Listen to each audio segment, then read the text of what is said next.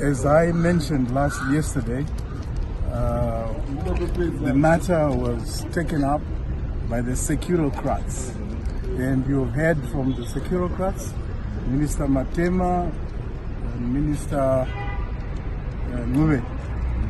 So they've given you the assurance, what the situation is. In the meantime, we are more concerned about service provision, and we've made arrangements with the army, so that they can move in, during this time. And the army are going to give us assistance, and there are also some other doctors who have decided that they will, continue providing service. There is quite a sizable number in each and every institution, not as much as we would have wanted it to be.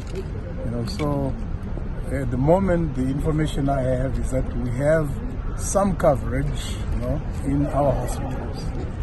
So we'll keep monitoring.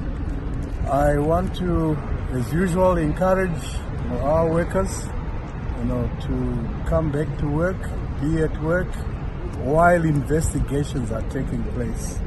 We are all looking forward to the support which we are getting from the security agents. And it's very clear they want to give us as much assistance as possible. We want our doctors back, and that's straightforward.